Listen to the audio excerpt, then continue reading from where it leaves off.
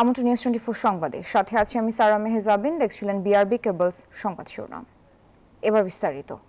আগামী বছরে রোজার আগে ফেব্রুয়ারি মাসে জাতীয় সংসদ নির্বাচন আয়োজনের জন্য সকল প্রস্তুতি সম্পন্ন করতে নির্বাচন কমিশনকে চিঠি দিয়েছে প্রধান উপদেষ্টার কার্যালয়। বুধবার প্রধান নির্বাচন কমিশনার বরাবর পাঠানো এক চিঠিতে উল্লেখিত সময়ে প্রত্যাশিত মানের অবাধ, সুষ্ঠু, শান্তিপূর্ণ, উৎসবমুখর জাতীয় নির্বাচন আয়োজনে প্রয়োজনীয় ব্যবস্থা গ্রহণের জন্য অনুরোধ করেন প্রধান উপদেষ্টার মুখ্য সচিব এম সিরাজ উদ্দিন মিয়া। এর মাধ্যমে নির্বাচন আয়োজনের জন্য সরকারের পক্ষ থেকে আনুষ্ঠানিকতা সম্পন্ন হলো। 5 আগস্ট জুলাই গণঅভ্যুত্থান দিবসে প্রধান উপদেষ্টা মোহাম্মদ ইউনূস জাতির উদ্দেশ্যে দেয়া ভাষণে আগামী বছর ফেব্রুয়ারি মাসে রোজা শুরুর আগে নির্বাচন আয়োজনের জন্য নির্বাচন কমিশনকে চিঠি দেওয়ার কথা বলেন। তারই ধারাবাহিকতায় আজ এই চিঠি পাঠালো প্রধান উপদেষ্টার কার্যালয়।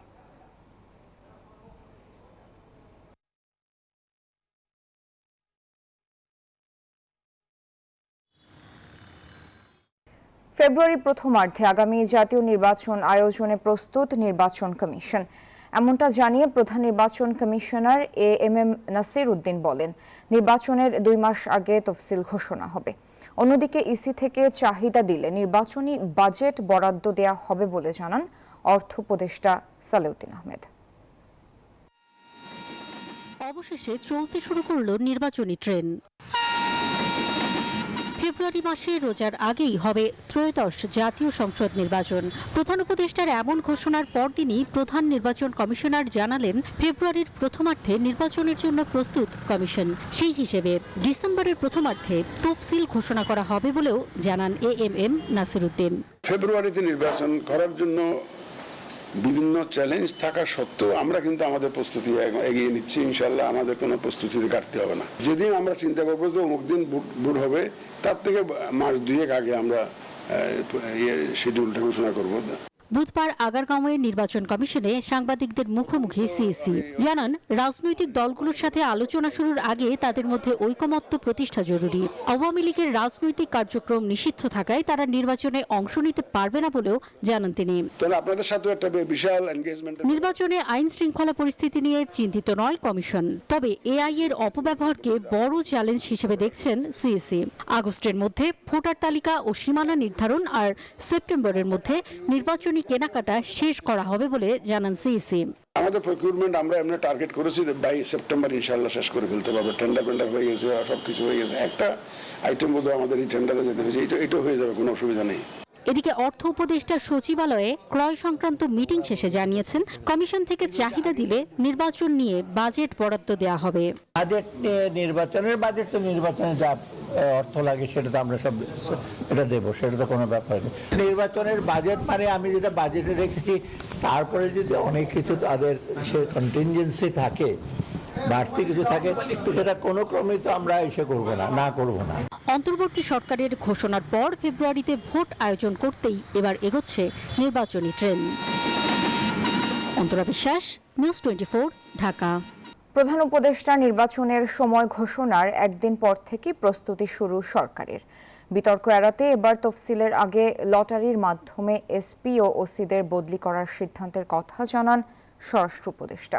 আগামী জাতীয় সংসদ নির্বাচন সুষ্ঠু করতে সচিবালয় আইন শৃঙ্খলা বাহিনীর সাথে সভা শেষে তিনি আরও জানান, নির্বাচনে 47,000 ভোট কেন্দ্রে থাকবে বডি ক্যামেরা।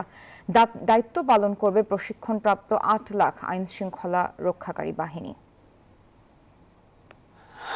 গণ অভ্যুত্থানের মুখে ফ্যাসিস্ট সরকারের পতনের 1 বছরের মাথায় এবার নির্বাচনের পথে অন্তর্বর্তী সরকার। রমজানের আগে 2026 সালের ফেব্রুয়ারিতে হবে সংসদ নির্বাচন।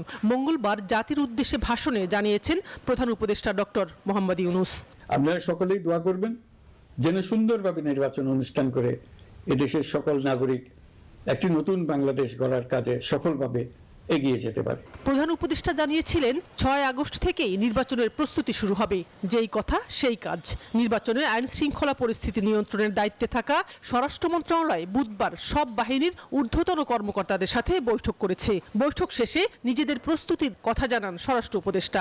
ডিসি, এসপি, ইউএনও এবং ওসি এরা কিন্তু ইলেকশনে একটা ভাইটাল রোল প্লে করে। এবং আপনাদের একটা সন্দেহ থাকে যে বিভিন্ন ক্যান্ডিডেট চায় যে তার পরিচিত বা তার সে একজন ডিসি বিএসপি বা ইউএনও বা ওসি নিতে পারে কিনা।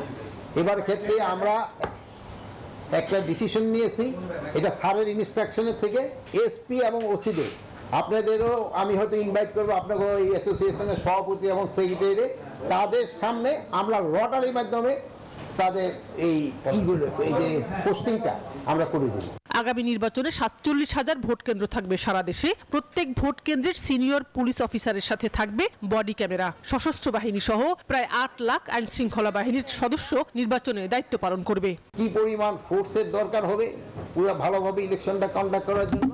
47,000 ভোট কেন্দ্রে প্রতিটা কেন্দ্রে আমরা একটা করে বডি ক্যামেরা দেওয়ার চেষ্টা করব। এই বডি ক্যামেরা থাকবে আমাদের ওখানে যে পুলিশের যে সিনিয়র মোস্ট তার কাছে থাকবে। সব বাহিনীগুলিকে আমরা ট্রেনিংয়ের ব্যবস্থা করতেছি এবং এখন ইলেকশন কমিশনেরও আমরা অনুরোধ করছি, তারা পুলিং অফিসার, প্রিজাইডিং অফিসার তাদেরও ট্রেনিং করবে। নির্বাচনী দায়িত্বে থাকা ডিসিদের পোস্টিংও লটারির মাধ্যমে করা হবে বলে জানান স্বরাষ্ট্র উপদেষ্টা। সংস্থাপন মন্ত্রণালয় কিভাবে করবে তারা হয়তো তাদের। সানাজি ইয়াসমিন, নিউজ 24, ঢাকা। রোজার আগে ফেব্রুয়ারিতে সংসদ নির্বাচন হওয়ার ঘোষণাকে স্বাগত জানিয়েছে সাধারণ মানুষ। বলছেন এরই মধ্যে নির্বাচন ঘিরে জনমনে থাকা অনিশ্চয়তার বদলে আশার সঞ্চার হয়েছে। ফেব্রুয়ারিতে ভোট হলে দেশের অনেক সংকট কেটে যাবে বলেও মনে করেন তারা। সাধারণ ভোটারদের প্রত্যাশা, নতুন বাংলাদেশে সুষ্ঠু নির্বাচন করে অভূতপূর্ব দৃষ্টান্ত স্থাপন করবে অন্তর্বর্তী সরকার।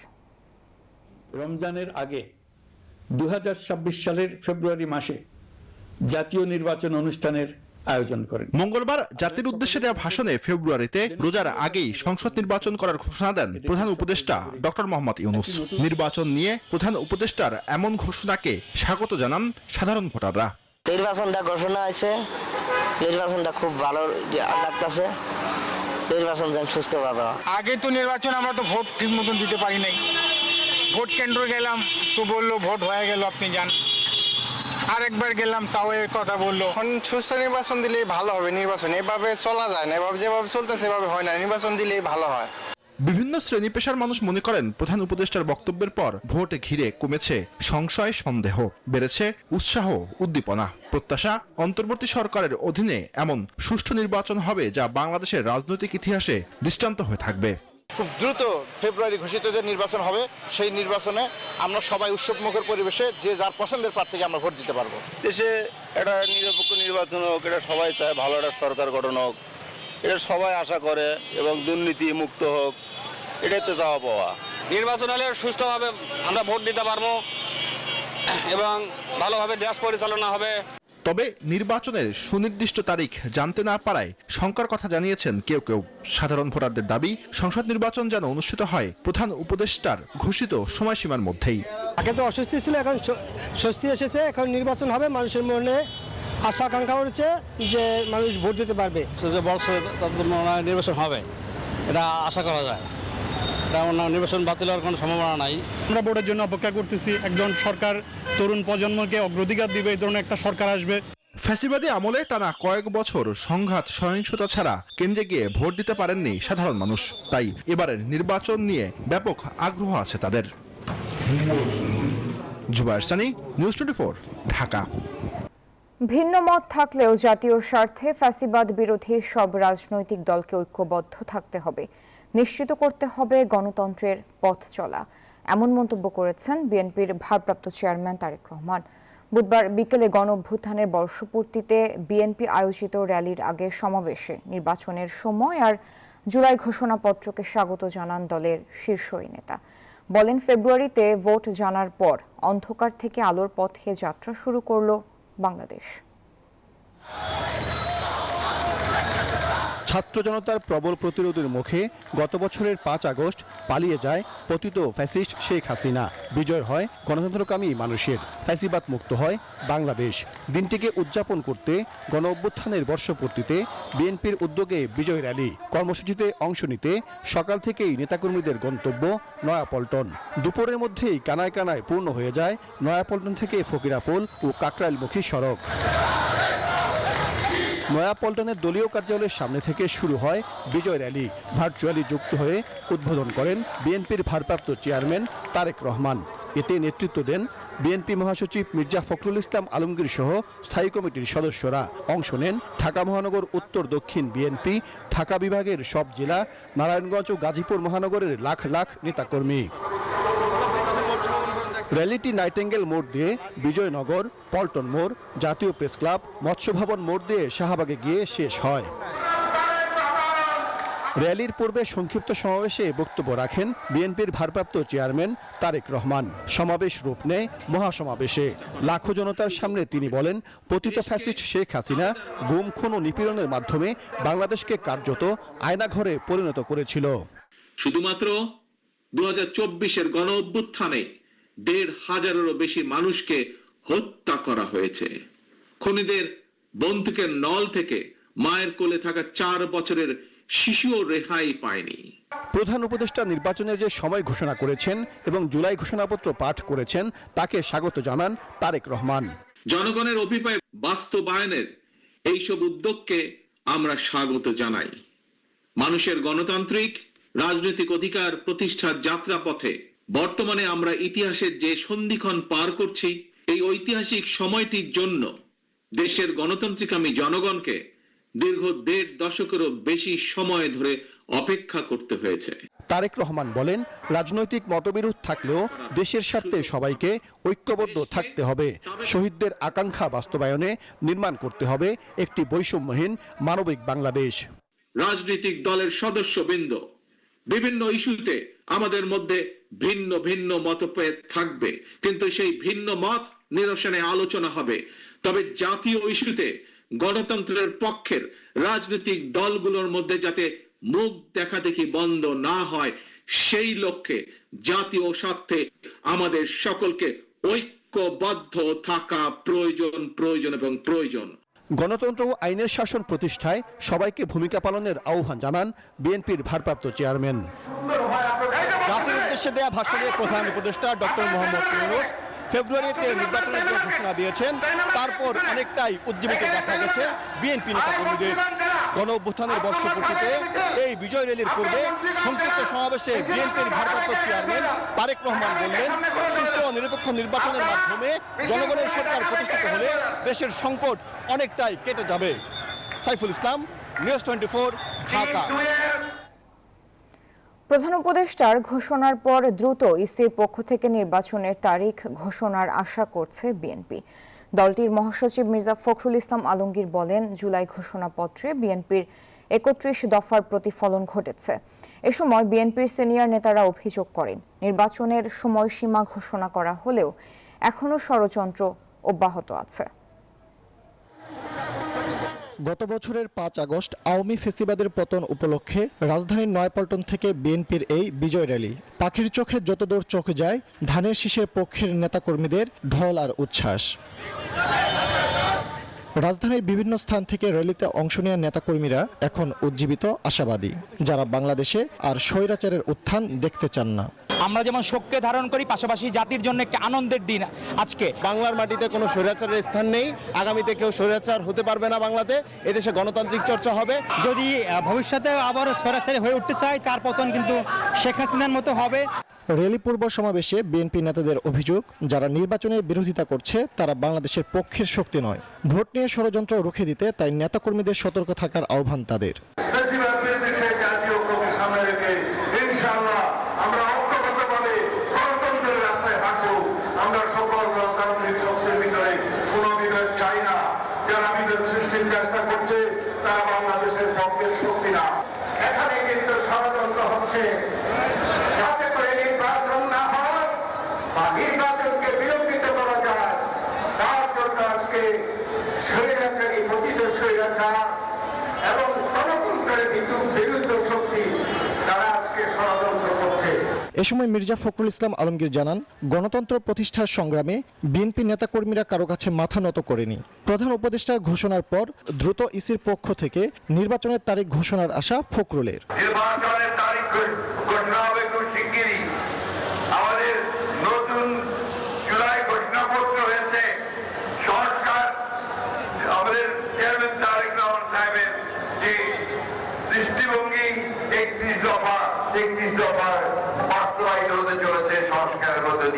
স্বৈরাচার পতনের এই অর্জনে ফ্যাসিবাদ বিরোধী সব রাজনৈতিক দলকে ধন্যবাদ জানান মির্জা ফখরুল। বলেন, সাম্য ও ন্যায়ের ভিত্তিতে দেশ বিনির্মাণে প্রতিশ্রুতিবদ্ধ তার দল। ফজলে রাব্বি, সৌরভ, নিউজ 24, ঢাকা। ফেব্রুয়ারিতে ভোট ও জুলাই ঘোষণাকে স্বাগত জানিয়েছে বিএনপি। দলটি মনে করে রাজনৈতিক অস্থিতিশীলতা কাটিয়ে গণতন্ত্রে উত্তরণের পথ সমৃদ্ধ হবে। ফেব্রুয়ারিতে নির্বাচন নিয়ে আপত্তি নেই এনসিপির, তবে নতুন সংবিধানে জুলাই সনদ যুক্ত চায় দলটি। তবে জামায়াত বলছে জুলাই ঘোষণায় জনপ্রত্যাশা পূরণে ব্যর্থ হয়েছে সরকার। আগামী নির্বাচন জুলাই সনদ অনুযায়ী হতে হবে বলেও জানায় দলটি। 5 আগস্ট ঐতিহাসিক জুলাই ঘোষণার পর রাজনীতির আকাশে কাটতে শুরু করেছে অনিশ্চয়তার কালো মেঘ। ঘোষণাপত্রে প্রধান উপদেষ্টা দিয়েছেন জুলাই যোদ্ধাদের স্বীকৃতি। সংস্কার, বিচার ও নির্বাচন নিয়ে 28 দফা ঘোষণায় নতুন বাংলাদেশ গড়ার প্রত্যয় ছিল।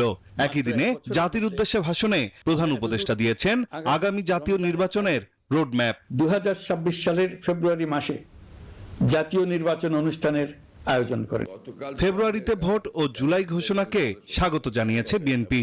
আনুষ্ঠানিক প্রতিক্রিয়ায় দলটি জানায়, এর মধ্য দিয়ে রাজনৈতিক অস্থিতিশীলতা কাটিয়ে গণতন্ত্র উত্তরণের পথকে সমৃদ্ধ করবে। মাননীয় প্রধান উপদেষ্টা ঘোষণাপত্রের মধ্যে যেটা উল্লেখ করেছেন, এটাই হচ্ছে একমাত্র বৈধ প্রক্রিয়া, যে নির্বাচিত সংসদ পরবর্তী সংসদে সাংবিধানিক সকল সংস্কার এগুলো পরিপূরণ করবেন। নির্বাচন ছাড়া কিছুতেই বিশ্বাস করে না জানিয়ে বিএনপি মহাসচিব বলেন, বর্তমান আইন শৃঙ্খলা পরিস্থিতির মধ্যেও সুষ্ঠু নির্বাচন সম্ভব। আমাদের রাজনীতির মূল উদ্দেশ্য হচ্ছে একটা নির্বাচনের মধ্য দিয়ে গণতান্ত্রিক ব্যবস্থাতে যাওয়া, এবং আমরা নির্বাচন ছাড়া অন্য কোনো কিছুতে বিশ্বাস করি না। সুতরাং নির্বাচনের যে কার্যক্রম, নির্বাচনের প্রক্রিয়া, এটা সবসময় আমাদের মধ্যে আছে। ফেব্রুয়ারিতে নির্বাচনের ঘোষণাকে স্বাগত জানিয়েছে এনসিপি, তবে জুলাই ঘোষণাপত্রকে আইনি ভিত্তি দিয়ে সংবিধানের অন্তর্ভুক্ত করে তার আলোকেই নির্বাচন চায় দলটি। সরকার যে সময়সীমার মধ্যে নির্বাচন আয়োজন করতে চায় তাতে আমাদের আপত্তির কোনো জায়গা নেই, কিন্তু নির্বাচন আয়োজনের পূর্বে বিচারকে দৃশ্যমান করা এবং সংস্কারকে বাস্তবায়ন করা এই সরকারের অবশ্য কর্তব্য। সংস্কার, বিচারকে দৃশ্যমান করা, মাঠ প্রশাসনের নিরপেক্ষতা নিশ্চিত করা, লেভেল প্লেইং ফিল্ড নিশ্চিত করার নিশ্চয়তা আমাদেরকে দিতে হবে। জুলাই ঘোষণাপত্রে হতাশ জামাত। দলটি বলছে, এতে জনপ্রত্যাশা পূরণ হয়নি, নির্বাচনে উপযুক্ত পরিবেশও তৈরি হয়নি। নির্বাচনের যে তারিখ ঘোষণা হয়েছে, এটা আমাদের আমিরে জামাতের যে টাইমলাইন বলেছিল সেটাকে এটা স্যাটিসফাই করে, এবং আমরা এই নির্বাচনকে ইতিবাচকভাবে দেখি। কিন্তু নির্বাচনের আগে আমরা যে কয়েকটি দাবি দিয়েছি, এই দাবিগুলো পূরণ হওয়া অপরিহার্য। সরকারকে জনপ্রত্যাশা পূরণে পিআর পদ্ধতিতে জাতীয় নির্বাচন করার দাবি জানিয়েছে জামায়াত ইসলামী। পিআর পদ্ধতিটা হচ্ছে নাইন আলচিকো, নিউজ 24, ঢাকা। সংবাদের সময় হলো একটি বিরতি। ফিরছি আরও খবর নিয়ে, সাথে থাকুন। আমন্ত্রণ আরেকবার নিউজ 24 সংবাদে। দর্শক, করোনা ভাইরাস ও বিভিন্ন সংক্রমণ থেকে রক্ষা পেতে সবসময় হাত স্যানিটাইজ করুন, সুরক্ষিত থাকুন। জুলাই গণঅভ্যুত্থানে কারাবন্দীদের তালিকা করে জুলাই জাদুঘরে রাখা হবে বলে জানিয়েছেন আইন উপদেষ্টা ডক্টর আসিফ নজরুল। বুধবার বাংলা একাডেমিতে আইন, বিচার ও সংসদ মন্ত্রণালয় আয়োজিত জুলাই কারাবন্দীদের স্মৃতি শীর্ষক সভায় একথা বলেন আইন উপদেষ্টা। অনুষ্ঠানে জুলাই আন্দোলনের সময় কারাগারে নিজেদের দুঃসহ অভিজ্ঞতা তুলে ধরেন সাধারণ শিক্ষার্থী, শ্রমিক সহ রাজনৈতিক নেতারা। অনুষ্ঠানে বক্তব্য রাখেন বন ও পরিবেশ উপদেষ্টা সৈয়দা রিজওয়ানা হাসান। তিনি বলেন, বিগত 15 বছরে পুরো দেশটাকেই কারাগার বানিয়ে রেখেছিল ফ্যাসিস্ট সরকার। প্রধান অতিথির বক্তব্যে আইন উপদেষ্টা জানান, কারাগারের পরিবেশ ও কারাবিধি সংস্কারে কাজ করবে অন্তর্বর্তীকালীন সরকার। এছাড়াও কারাগারে যারা দুঃসহ সময় কাটিয়েছেন তাদের কাহিনী জায়গা পাবে জুলাই জাদুঘরে।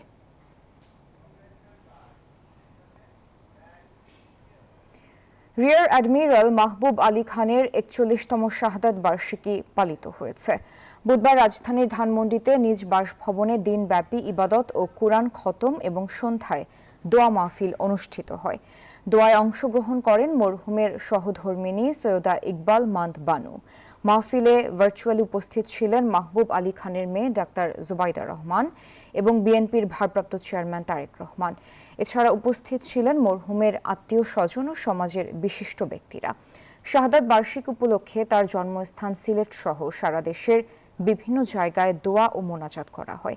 পবিত্র মক্কা ও মদিনায় মরহুমের রুহের মাগফিরাত কামনায় দোয়া অনুষ্ঠিত হয়। একই সাথে যুক্তরাষ্ট্র, যুক্তরাজ্য ও মালয়েশিয়া সহ কয়েকটি দেশে দোয়া কামনা করা হয়।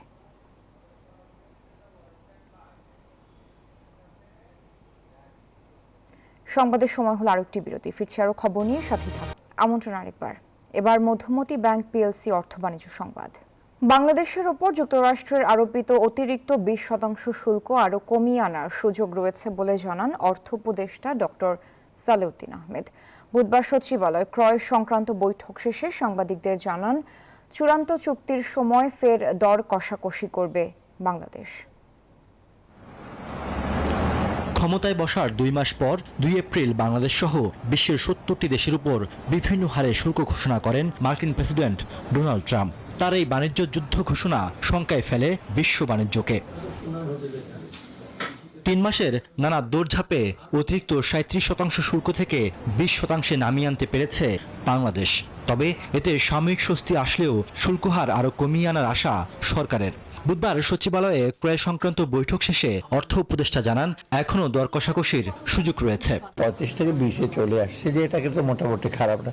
আর যদি আপনি কম্পেয়ার করেন অন্য দেশের সাথে, তবে কিন্তু বাংলাদেশ কিন্তু খুব খারাপ পজিশনে না। চুক্তি সই হয়নি, কিন্তু আপনারা যে এখন শুনছেন, কিন্তু এটা ফর্মাল একটা চুক্তি হবে। সেখানে আমরা দেখব কোন কোন জায়গায় আমাদের ডিউটি কমাতে হবে, কি কি ইম্পোর্ট করতে হবে, এটা দেখে হয়তো আরেকটু বিষয় করতে হবে। বিভিন্ন দেশের সঙ্গে প্রতিযোগিতা থাকায় যুক্তরাষ্ট্রের সঙ্গে চুক্তির গোপন বিষয়ে প্রকাশ করা যাবে না বলেও জানান অর্থ উপদেষ্টা। 1-to-1 নেগোসিয়েশন হয়, অনেক কথা বলা হয় না। এটা মাল্টিল্যাটারাল নেগোসিয়েশন তো না, এটা WTO না, UN না, যে সবাই জানবে, রেজলিউশনের সেক্রেটারি জেনারেল এজেন্ডা দিয়ে দেবে। এটা হলো আমার সাথে এসে, ওখানে আবার ভিয়েতনাম আর কম্পিটিটার, আবার চায়না আছে, ওখানে Korea, north Korea, south Korea, Pakistan, India সবাই আছে। তো এটা তো কতগুলো জিনিস আছে, বলা যায় না। যুক্তরাষ্ট্রের বাজারে রপ্তানি করতে 7 আগস্ট থেকে আগের 15% সাথে নতুন করে আরোপিত অতিরিক্ত 20% শুল্ক যোগ করতে হবে বাংলাদেশকে। রিয়াদ সুমন, নিউজ 24, ঢাকা। এবার আন্তর্জাতিক প্রসঙ্গ। মার্কিন প্রেসিডেন্ট ডোনাল্ড ট্রাম্প এক নির্বাহী আদেশ জারির মাধ্যমে ভারত থেকে আমদানিকৃত পণ্যের ওপর অতিরিক্ত 25% শুল্ক আরোপ করেছেন। এই সিদ্ধান্ত নেওয়া হয়েছে ভারতের রাশিয়া থেকে তেল কেনার প্রতিবাদে। এর ফলে ভারতীয় পণ্যের ওপর মোট শুল্ক দাঁড়াবে 50%। নতুন শুল্ক হার কার্যকর হবে আদেশ জারির 21 দিন পর। ট্রাম্প আগেই হুঁশিয়ারি দিয়েছিলেন, ভারতের উচিত রাশিয়ার আগ্রাসনের শিকার ইউক্রেনীয় জনগণের দুর্ভোগকে গুরুত্ব দেয়া। এই শুল্ক বৃদ্ধি যুক্তরাষ্ট্র ভারত বাণিজ্য সম্পর্কে নতুন চাপ তৈরি করতে পারে বলে বিশ্লেষকদের আশঙ্কা। এই ছিল নিউজ 24 সংবাদে। এতক্ষণ সাথে থাকার জন্য আপনাদের সবাইকে অনেক অনেক ধন্যবাদ।